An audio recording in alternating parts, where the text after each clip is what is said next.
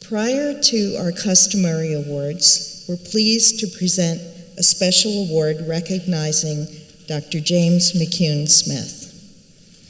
As an organization whose mission is centered on attaining health equity, it is important that we reflect on our values and understand our history, as uncomfortable as that may sometimes be.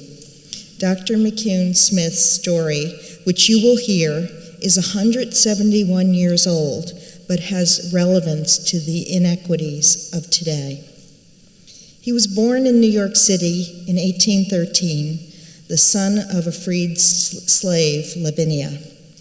He sought to study medicine, but was not admitted to a U.S. medical school because of his color, so he left to study at the University of Glasgow, where he earned a BA, MA, and MD degrees, returning to the U.S. as the first academically university-trained African-American physician.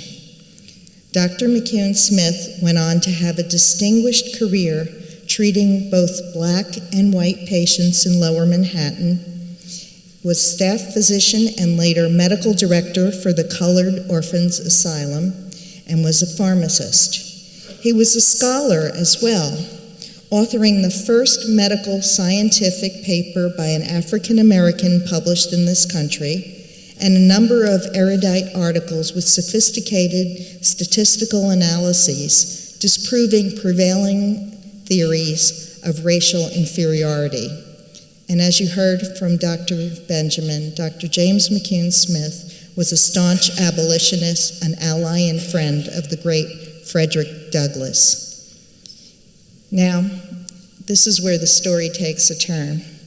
In the early months of the New York Academy of Medicine in 1847, our founding year, his name was advanced to the Committee on Admissions for Fellowship.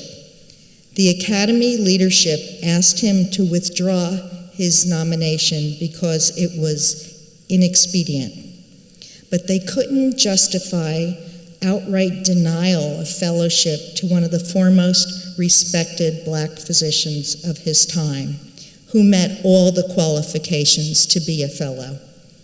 His nomination was tabled and soon thereafter was withheld until today.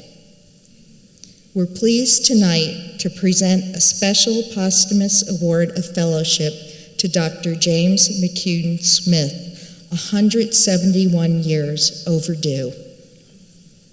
While this award cannot change our past, we hope that this recognition will help define our values as an organization going forward. Dr. McCune Smith died in 1865, the year slavery was abolished in the U.S. He died a free man, but not a fellow. We will right that historic wrong tonight. Accepting on behalf of Dr. McCune Smith's family is Professor Joanne Edey-Rhodes.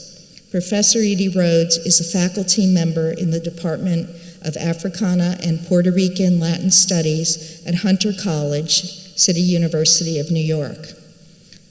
Professor Edey-Rhodes has a special relationship with the McCune Smith family. She was teaching a course on the history of Blacks in New York at Hunter in 1996.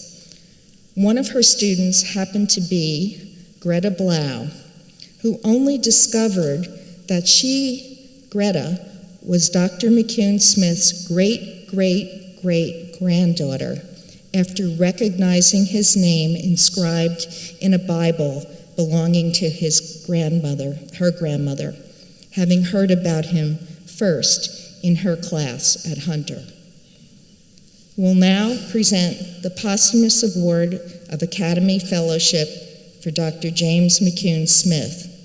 The certificate of fellowship which we will award is a replica of the certificate that would have been given to him had he been inducted in 1847. We have also placed a brass plaque on the second row of our auditorium, next to Dr. Benjamin,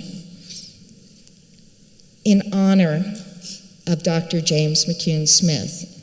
And his portrait, which you see here, donated to the Academy by a fellow, Dr. Daniel LaRoche, will be prominently displayed on the second floor of our building with an inscription about his significant contributions to the medical profession and also the story behind his fellowship. Accepting this award on behalf of the family of Dr. James McCune Smith is Professor Edey-Rhodes. We cannot make up for the pain and injustices of the past, but we can honor him, and today we will do that.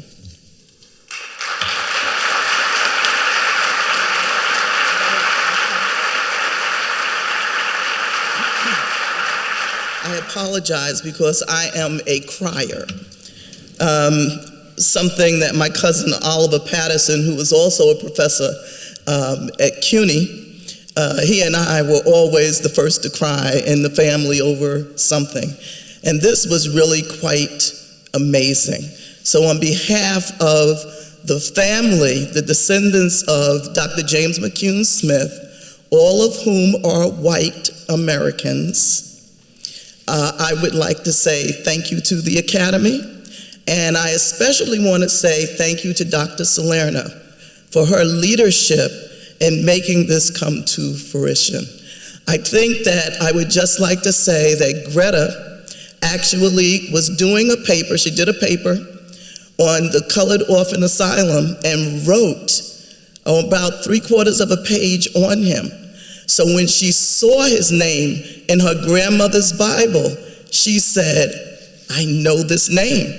And then she said, wait a minute, he was black and I am white.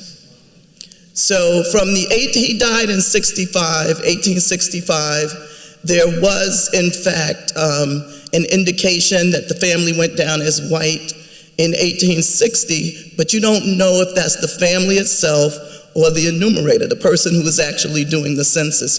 Because if they saw any lightness in, a black person, they put the person down as mulatto, or the wife may have actually presented as white.